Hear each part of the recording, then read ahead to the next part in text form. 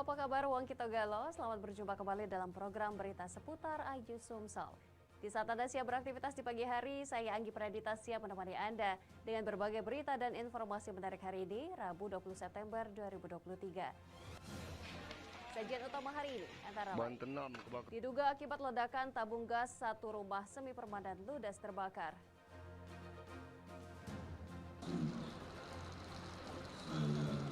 Hermanderu lantik 7 PJ Bupati Wali Kota Sumatera Selatan.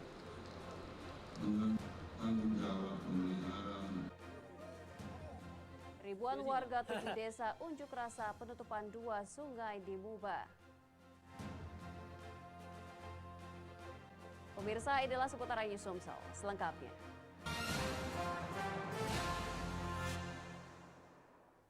Informasi pertama pagi ini pemirsa, diduga akibat ledakan gas LPG 3 kg, satu rumah semi permanen di pemukiman padat penduduk di Palembang, Sumatera Selatan, ludes terbakar.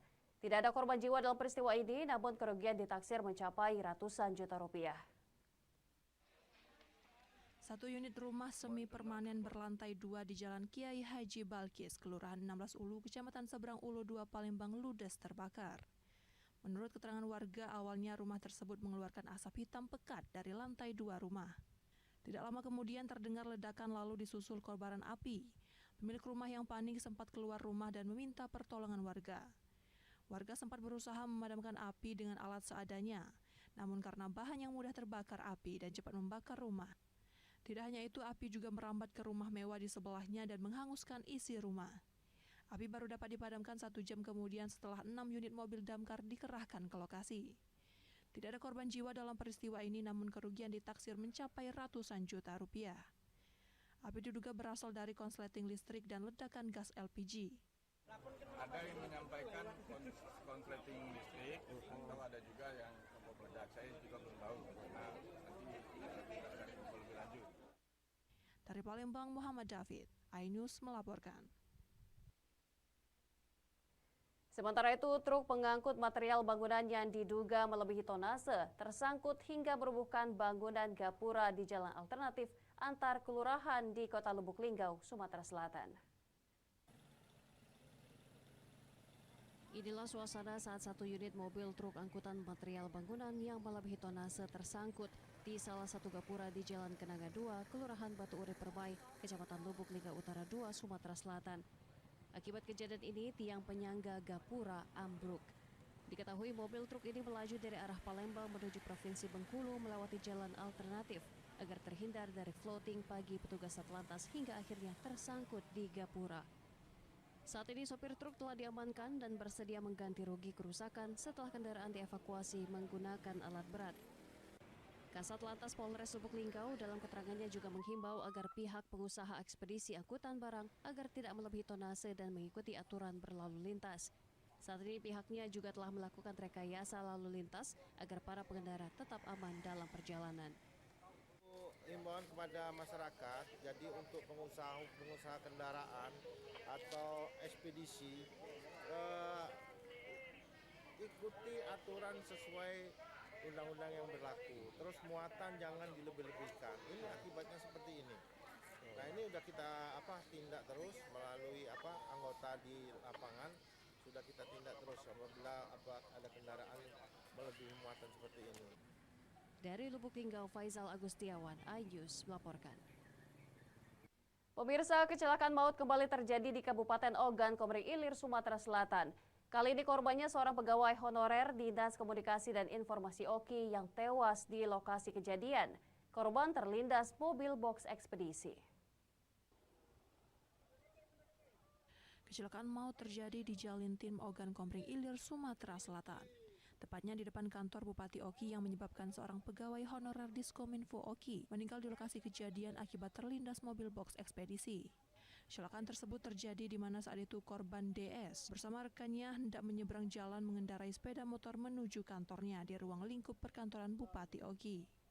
Saat di TKP, mobil box ekspedisi dari arah Palembang menuju Lampung melebar ke kanan jalan, memasuki jalan Perboden sehingga terjadilah kecelakaan maut tersebut. Korban terlindas mobil dan terseret di bawah kolong mobil sehingga menyebabkan nyawa korban melayang saat kejadian. Sementara temannya hanya mengalami luka ringan. Korban langsung dievakuasi ke Rumah Sakit Umum Daerah Kayu Agung, kemudian dibawa ke rumah duka untuk dimakamkan. Sopir berikut mobil ekspedisi itu sudah diamankan di Mapolres Oki guna proses hukum lebih lanjut. Kemudian untuk penyebab kronologis dan yang lebih lengkap lagi saat ini masih dalam proses penyelidikan oleh unit Laka Satlantas Polres Oki. Demikian. Polisi saat ini masih mendalami penyelidikan penyebab utama kecelakaan tragis tersebut. Dari Ogan Komering Ilir, Fitriadi, iNews melaporkan.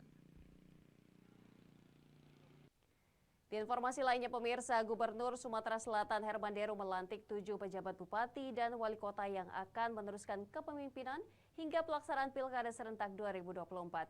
Herman Deru menekankan agar melaksanakan 3 unsur utama sebagai pemimpin pemerintahan, pemimpin pembangunan, dan pemimpin masyarakat.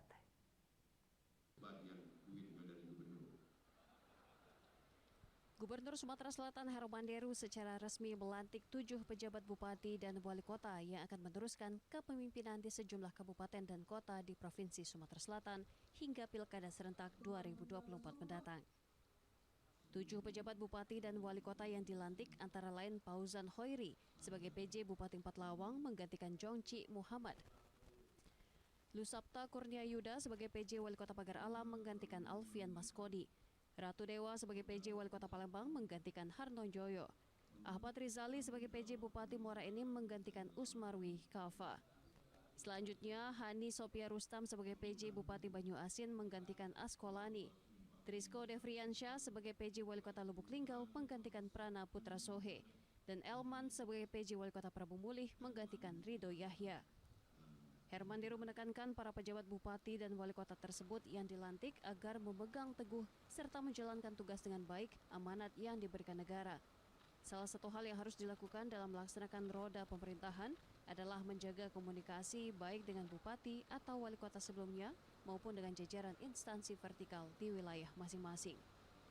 Herman Deru menekankan para pejabat kepala daerah agar melaksanakan 3 unsur utama sebagai pemimpin pemerintahan, pemimpin pembangunan, dan pemimpin masyarakat.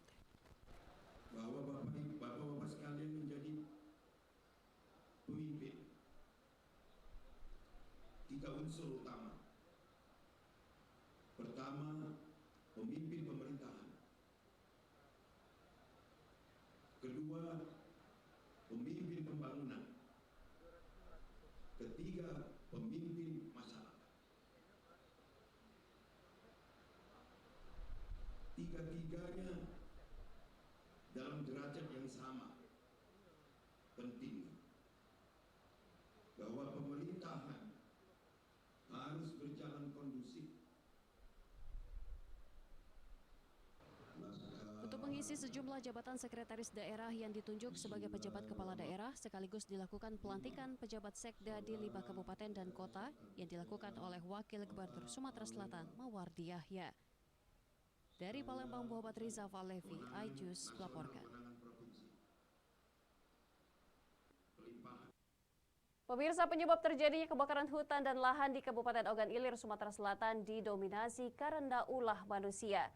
Sementara sisanya faktor alam. Pelaku pembakar lahan hingga saat ini terus diburu polisi.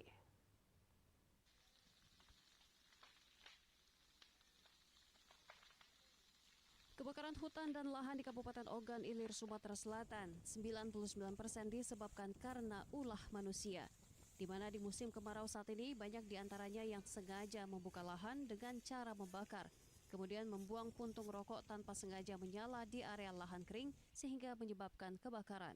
Sementara 1%-nya disebabkan faktor alam. Berdasarkan data BPBD Kabupaten Ogan Ilir hingga kini, tercatat ada 151 kejadian karhutlah di Ogan Ilir yang menghanguskan sekitar 381,5 hektar lahan. Daerah rawan karhutlah ini diantaranya Indralaya Utara, Indralaya, dan Pemulutan. Pemadaman juga diakui terkendala sumber air dan juga medan lokasi yang sulit dijangkau. Embung-embung dan sungai sudah kekeringan air sehingga petugas harus menunggu air yang diangkut dari tangki Satgas Karhutlah yang bolak-balik ke lokasi. Sampai hari ini sudah ada 115 kejadian kebakaran hutan dan lahan dengan total 381,78 hektar yang sudah terbakar. Polisi juga terus memburu pelaku pembakaran lahan dengan mengumpulkan bukti-bukti yang ada. Dari Ogan Ilir, Fitriadi Ayus melaporkan. Ribuan warga 7 desa unjuk rasa penutupan 2 sungai di Buba. Saksikan beritanya sesaat lagi.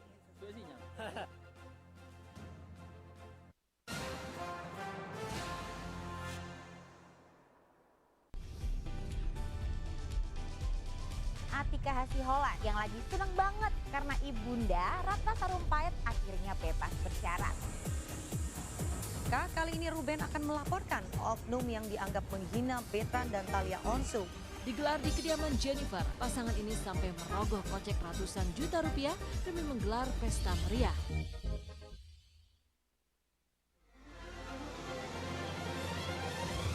Tim gabungan kembali mengevakuasi korban kecelakaan bus Wijaya.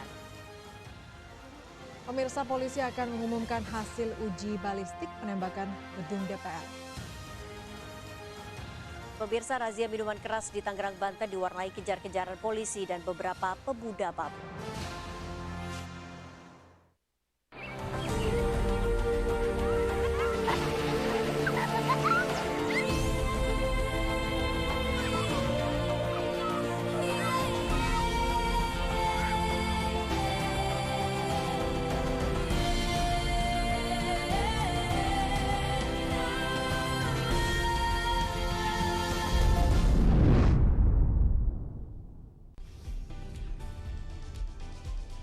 Atika Hasiholan yang lagi seneng banget karena ibunda Ratna Sarumpait akhirnya bebas bersyarat. Kali ini Ruben akan melaporkan oknum yang dianggap menghina Betan dan Thalia Onsu. Digelar di kediaman Jennifer, pasangan ini sampai merogoh kocek ratusan juta rupiah demi menggelar pesta meriah.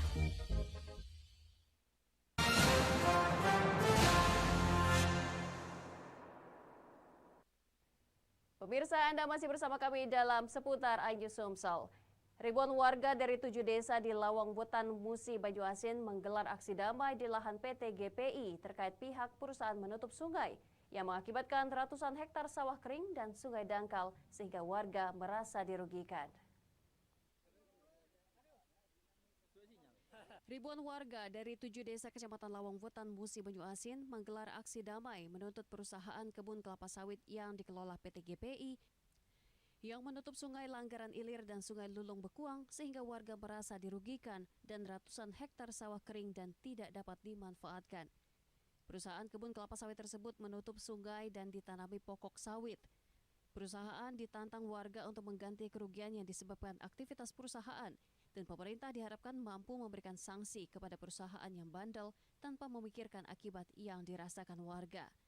Ribuan warga 7 desa yakni Desa Karanganyar, Rantau Panjang, Desa Talang Piase, Desa Napal, Desa Karangringin 1, Karangringin 2, Rantau Kasih, dan Desa Ulak Teberau terkena dampak akibat ulah pihak perusahaan yang menutup sungai dan melakukan pendangkalan.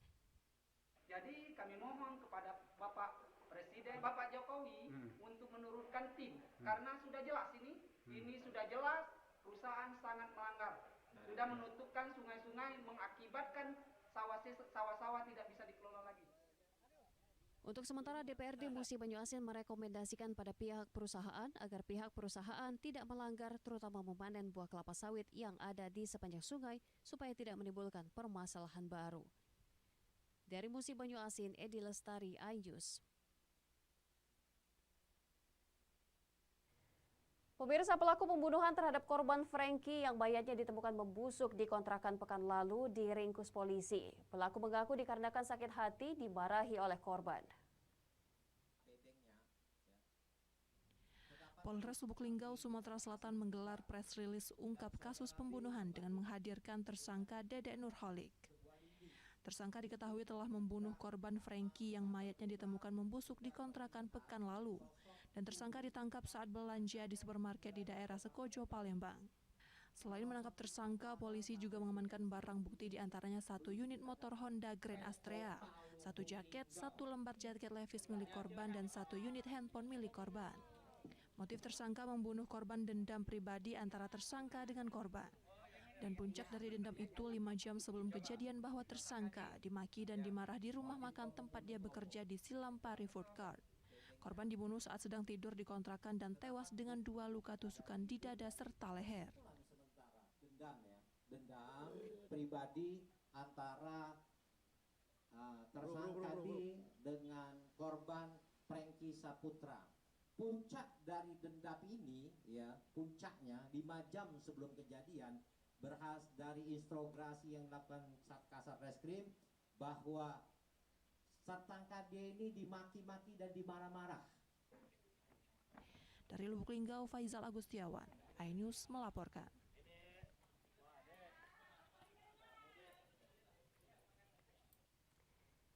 Selain ilmu pengetahuan dan akhlak, pesantren juga membekali santri mereka dengan ilmu bela diri. Pembekalan ilmu bela diri menjadi penting agar para santri dapat melindungi diri dari ancaman orang lain, terutama saat ini kian maraknya aksi tawuran pada kalangan anak remaja. Seperti inilah suasana pembekalan ilmu bela diri kepada ratusan santri di Pondok Pesantren Sultan Mahmud Badarudin Palembang di Kelurahan Talang Jambe, Kecamatan Sukarami, Palembang. Memasuki tahap ujian kenaikan tingkat, santri di Pondok Pesantren Sultan Mahmud Badarudin Palembang, 3 ujian diberikan kepada santri agar dapat naik tingkat. Mulai dari pemahaman tentang Nahdlatul Ulama, pagar nusa dan ilmu jurus bela diri yang berarti harus memahami secara keagamaan dan kebangsaan. Santri-santri dipertandingkan agar kemampuan fisik dan mental secara matang dikuasai. Saat ini pembekalan ilmu bela diri menjadi penting dikuasai kalangan anak remaja masa kini agar dapat melindungi diri dari ancaman orang lain, terutama saat ini kian maraknya aksi tawuran yang kerap dilakukan sekelompok kalangan anak remaja. Tempat menimba ilmu dan juga untuk melatih fisik, yaitu ada pelatihan atau latihan pencaksilat, ada juga karate, dan terkhusus di pencaksilat ini adalah menggunakan pagar nusa, yaitu dari Nahdlatul Ulama, yang mana kita akan mendidik santri-santri ini tamat dari pesantren, dan pesantren SMP ini sebagai pusat pelatihan pagar nusa di Kota Palembang. Itu terkait kenapa kok bisa sampai seperti itu, karena satu, pagar nusa itu berdiri di bawah naungan Nahdlatul Ulama, dan Nahdlatul Ulama itu berdiri di bawah naungan Ahlus Sunnah wal Jamaah. Maka seluruh anggota pagar nusa itu wajib mengenal keilmuan pagar nusaan dan kaswajan dan kebangsaan. Pembekalan ilmu bela diri pagar nusa yang diselenggarakan pesantren ini tidak hanya bagi kalangan remaja santri. Masyarakat umum pun dapat bergabung atau menitipkan anak mereka untuk belajar ilmu bela diri sebagai perlindungan diri dalam bekal saat hidup di lingkungan masyarakat. Dari Palembang, Muhammad Reza Falevi, iNews melaporkan.